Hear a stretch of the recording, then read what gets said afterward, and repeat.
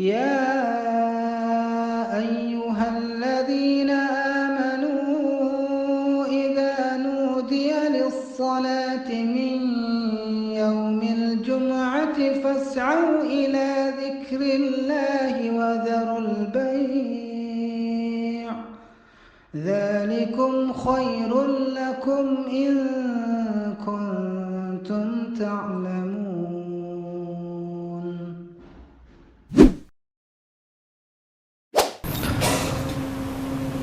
Assalamualaikum warahmatullahi wabarakatuh.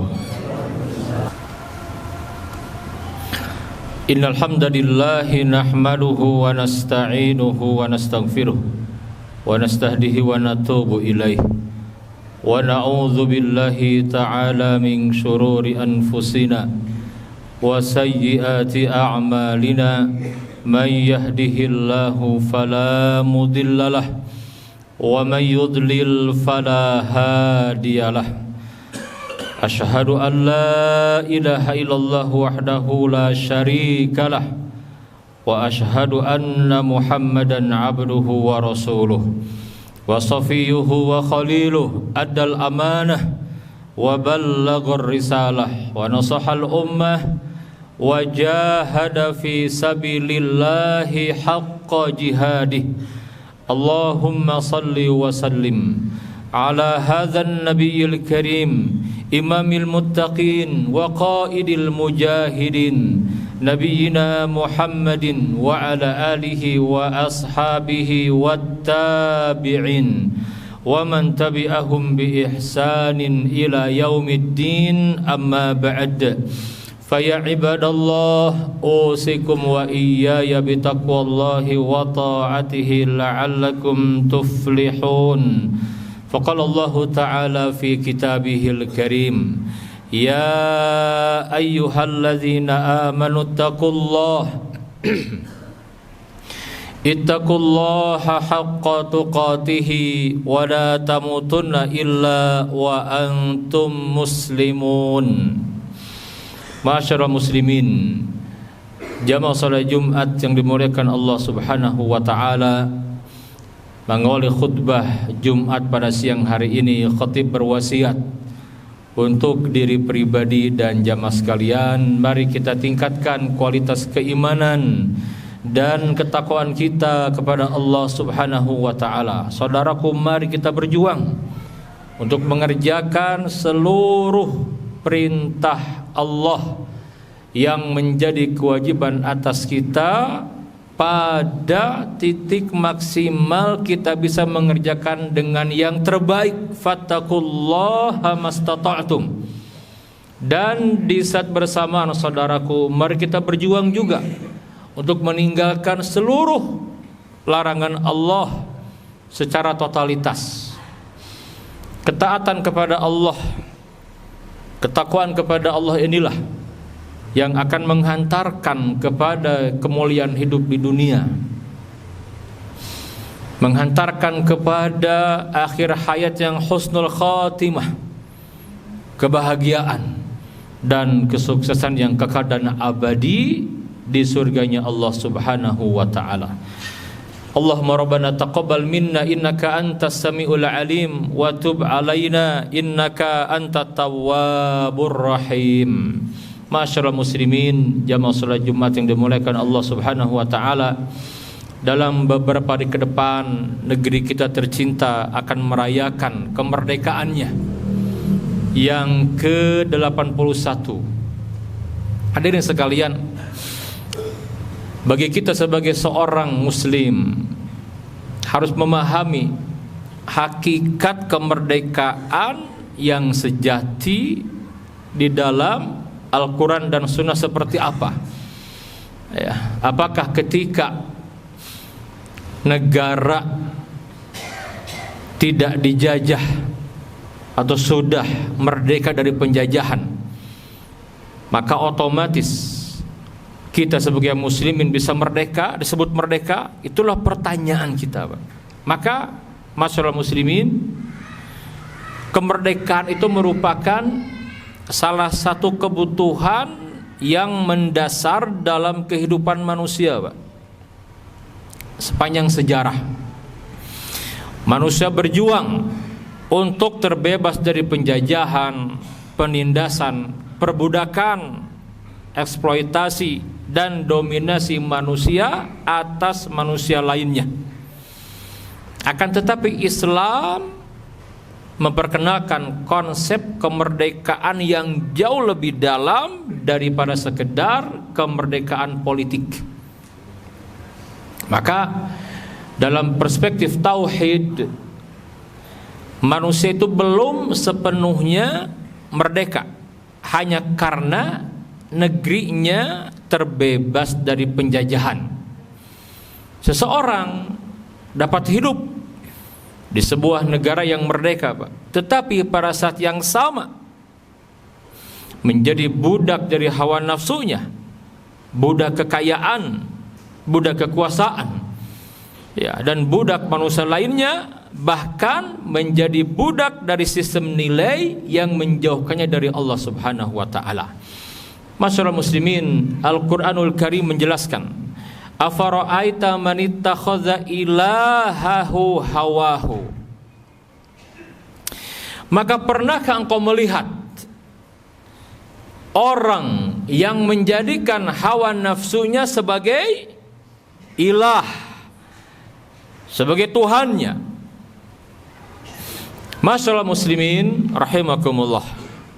Ayat yang mulia ini, Pak, menunjukkan bahwa perbudakan tidak selalu berbentuk rantai yang mengikat tangan dan kaki. Ada perbudakan yang jauh lebih tersembunyi. Apa itu? Ketika hati manusia tunduk kepada sesuatu selain Allah.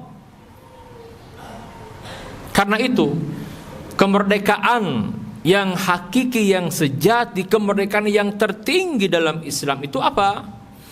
Tahrirul insan min ubudiyati ghairillah ila ubudiyatillahi wahdah. Tahrirul insan, membebaskan manusia, min ubudiyati ghairillah, dari penghambaan kepada selain Allah, ila ubudiyatillahi wahdah, menuju penghambaan hanya kepada Allah Subhanahu wa taala saja. Nah, hadirin sekalian, salah satu momentum sejarah yang sangat kuat menggambarkan prinsip ini, prinsip hakikat kemerdekaan dalam Islam, adalah perang Al-Qadisiyah. Perang Al-Qadisiyah. Hadirin sekalian, perang ini merupakan salah satu peristiwa yang sangat menentukan dalam sejarah Islam di abad pertama Hijriah. Ini perang yang terjadi pada masa pemerintahan Amirul Mukminin Umar ibnul Khattab radhiyallahu taala anhu, dengan Sa'ad ibn Abi Waqqas radhiyallahu anhu sebagai panglima utama kaum muslimin. Terjadi kapan? Tahun 14 atau 15 Hijriah, Pak. Ya. Jadi setelah Nabi wafat sekitar 3 atau 4 tahun saja. Ini perang yang mengakhiri peradaban Persia di muka bumi ini, Pak. Luar biasa. Hadirin sekalian, Al-Qadisiyah bukan sekedar kisah dua pasukan yang bertemu di medan perang saja, bukan. Perang ini merupakan titik balik geopolitik yang membuka jalan bagi futuhat selanjutnya, termasuk penaklukan wilayah-wilayah inti Persia. Dan ini juga yang nanti membuka pembukaan Ardus Syam sampai kepada Baitul Maqdis, yang di masa itu disebut dengan Ilya, Palestina, terus sampai ke Mesir, sampai ke Afrika Utara. Bahkan di akhir abad pertama itu Islam sudah sampai ke benua Eropa, hadirin sekalian. Luar biasa dampaknya ini. Apa yang menarik? Di tengah rangkaian peristiwa perang ini, Pak, terdapat sebuah pernyataan yang sangat terkenal dalam literatur sejarah Islam yang dinisbatkan kepada salah seorang prajurit sekaligus sahabat Nabi yang mulia sallallahu alaihi wasallam yang sangat low profil, yang sangat sederhana. Itulah Rib'i ibn Amir radhiyallahu taala anhu. Ketika berhadapan dengan panglima Persia yang bernama Rustum, kalimat-kalimat yang diucapkan Rib'i ketika ditanya oleh Rustum, ini yang kemudian membuat Rib'i dikenal dan sejarah mencatat dengan tinta emas. Ketika Rustum bertanya, kenapa kalian datang kemari? Lihat kalimatnya, Pak. Lihat kalimatnya luar biasa. Dan inilah ajaran Islam, inti dakwah semua nabi dan rasul. Allahu Akbar. Bagaimana kalimatnya? Allah ibta'atsana, Allah mengutus kami, linukhrija man syaa, untuk mengeluarkan siapa yang dia kehendaki, membebaskan siapa yang dia kehendaki, min ibadatil ibad, ya, dari penghambaan kepada sesama manusia, ila ibadatillah rabbil ibad, menuju penghambaan hanya kepada Allah, Rabbnya semua hamba. Ini kalimat luar biasa, Pak. Wa min dzikid dunya ila saatiha, dan kami diutus untuk mengeluarkan manusia dari sempitnya dunia menuju keluasannya. Wa min jauril adyan ila adlil Islam, dan kami diutus untuk membebaskan manusia dari kezaliman berbagai sistem agama yang ada menuju keadilan Islam. Masyaallah muslimin. Ini kalimat-kalimat luar biasa, Pak. Redaksi ini dicatat dalam tradisi historiografi mengenai Al-Qadisiyah, perang yang luar biasa. Ya, termasuk Al-Imam Ibnu Katsir dalam kitabnya Al-Bidayah wan Nihayah juga mencatat peristiwa ini, dialog Rib'i bin Amir dengan Rustum panglima Persia. Yang kalimat-kalimat ini menggetarkan Rustum, mereka takut dan mereka akhirnya kalah. Di sini luar biasa mental muslimin. Ya. Hadirin sekalian, ada 3 transformasi yang disebutkan dari kalimat-kalimat tadi, Pak. Yang pertama, Pak. Yang pertama, min ibadatil ibad ila ibadatillahi rabbil ibad. Inilah tauhid. Islam datang, Nabi diutus, para sahabat berdakwah untuk apa? Untuk membebaskan manusia dari penghambaan kepada sesama manusia menuju penghambaan kepada Allah, Rabbnya semua manusia. Karena itulah hakikat kemerdekaan. Jadi yang namanya kemerdekaan sejati itu bukan tidak menghamba, gak mungkin, Pak. Seseorang yang tidak menghamba kepada Allah, dia pasti akan menghamba kepada selain Allah. Dan kita diajarkan, fa'lam annahu la ilaha illallah. Ketahuilah, tidak ada ilah yang berhak disembah, yang berhak diibadai dengan benar dalam hidup ini kecuali hanya Allah. Dan itu inti dakwah semua nabi dan rasul. Walaqad ba'atsna fi kulli ummatir rasula an i'budullah wajtanibut tagut. Dan sungguh telah kami utus seorang rasul kepada setiap umat untuk menyerukan, mendakwakan apa? Ani'budullah wajtanibut tagut. Sembahlah Allah, beribadalah kepada Allah, jauhilah tagut, segala sesuatu yang disembah selain Allah. Manusia tidak akan bahagia manakala punya Tuhan selain Allah. Dan puncak kemerdekaan manusia, kebahagiaan manusia di dunia ini manakala dia totalitas menghamba, tunduk, patuh hanya kepada Allah. Dan itulah inti dakwah semua nabi dan rasul, la ilaha illallah. Maka siapapun, Pak, orang-orang yang ingin tahu sejauh mana kemerdekaan dalam hidupnya, tanya saja, sejauh mana ketundukan secara totalitas kepada Allah. Karena ada orang-orang manusia yang diperbudak oleh hawa nafsunya, sebagaimana Allah Ta'ala menegaskan tadi di surah Al-Jathiyah ayat 23 itu, afara'aita man ittakhadha ilahahu hawahu. Maka pernahkah engkau melihat ada orang yang menjadikan hawa nafsunya sebagai ilah? Orang yang punya ilah selain Allah tidak akan bahagia. Dan kabar buruknya orang-orang yang seperti itu akan bernasib sangat merugi di akhirat nanti. Hamba-hamba Allah, mari kita fahami bagaimana hakikat kemerdekaan dalam Islam, yaitu terbebasnya kita dari penghambaan kepada sesama manusia, kepada makhluk, hanya menghamba kepada Allah Subhanahu wa ta'ala saja. Barakallahu li wa lakum fil Qur'anil azim wa nafa'ni wa iyyakum bima fihi minal ayati wadh-dzikril hakim wa taqabbalallahu minna wa minkum tilawatahu innahu huwas samiul basir.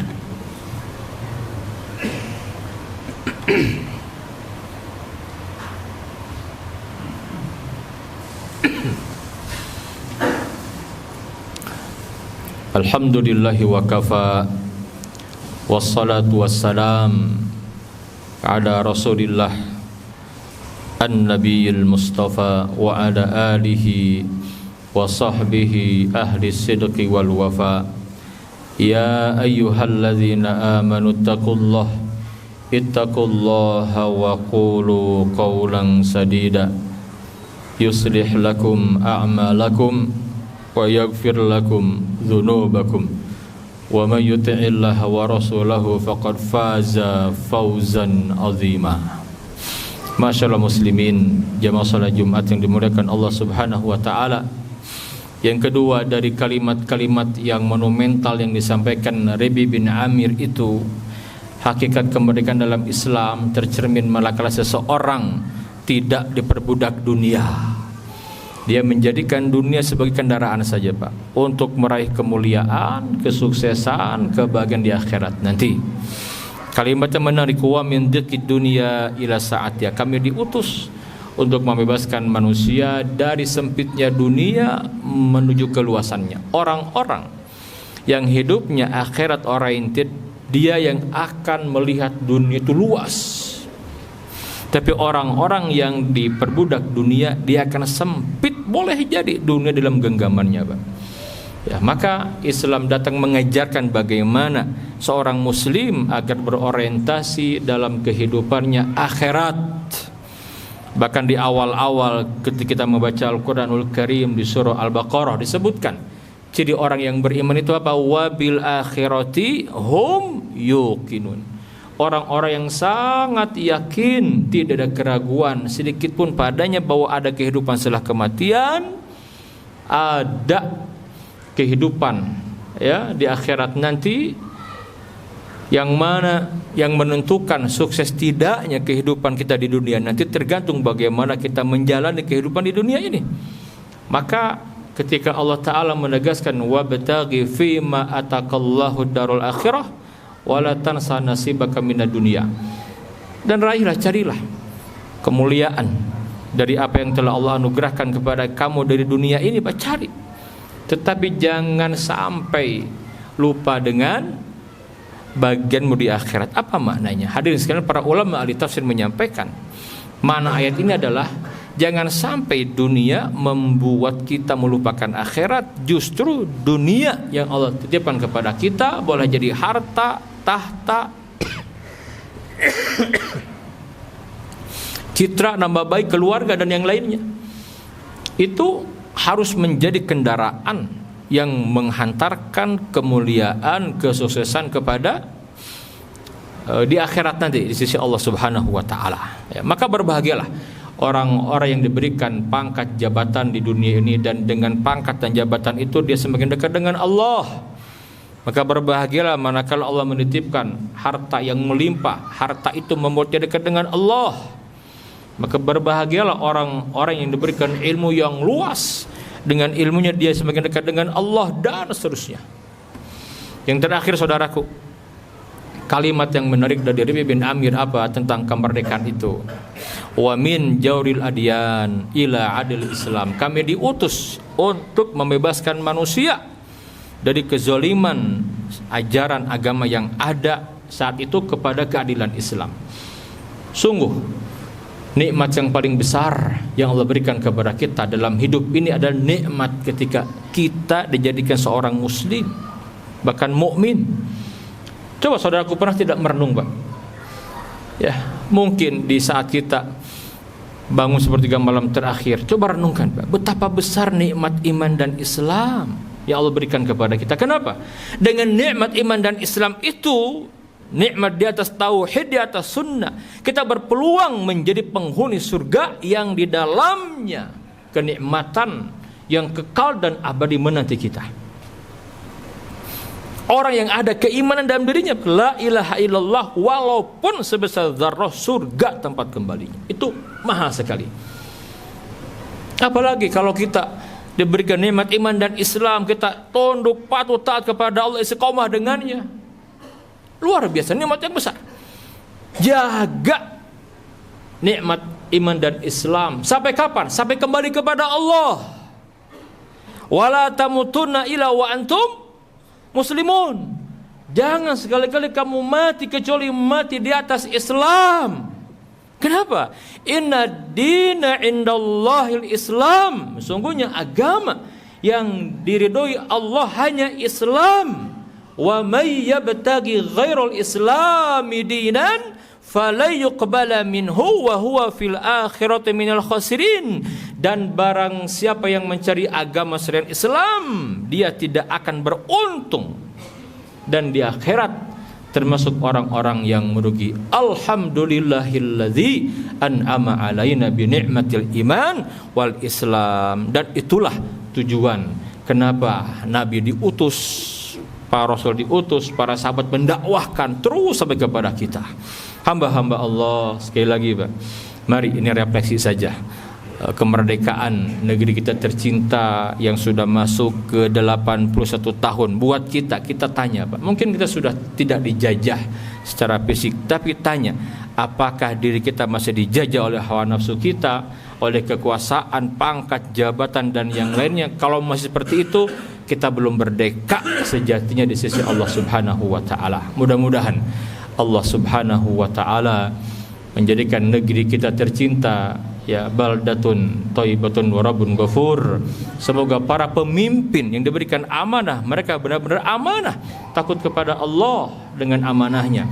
Dan mudah-mudahan kita semua termasuk orang-orang yang mendapatkan kemuliaan dengan istiqomah di atas tauhid, menjadikan akhirat sebagai orientasi hidup kita, dan kita bangga sebagai seorang muslim, jaga sampai kita kembali kepada Allah Subhanahu wa taala.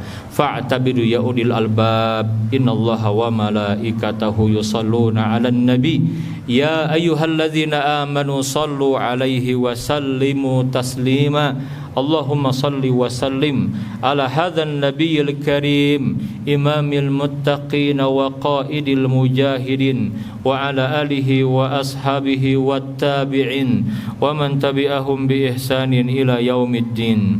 Allahumma ighfir li jami'il muslimina wal muslimat wal mu'minina wal mu'minat al ahya'i minhum wal amwat innaka sami'un qaribun mujibud da'awat wa ya qadiyal hajat ya hayyu ya qayyum bi rahmatika nastaghith. Aslih lana sya'nana kullah wa la takilna ila anfusina tarfata ain. Rabbana la tuzigh qulubana ba'da idh hadaitana وهب لنا من لدنك رحمة إنك أنت الوهاب اللهم أعز الإسلام والمسلمين وأذل الشرك والمشركين ودمر أعداءك أعداء الدين وانصر عبادك الموحدين من الذين جاهدوا في سبيلك يا رب العالمين اللهم انصر إخواننا المسلمين المؤمنين المستضعفين في غزة فلسطين اللهم انصرهم نصرا عزيزا اللهم ثبت إيمانهم وثبت أقدامهم وأنزل السكينة في قلوبهم اللهم انصر إخواننا المجاهدين في غزة فلسطين اللهم انصر إخواننا المجاهدين في كل مكان من بلاد المسلمين يا رب العالمين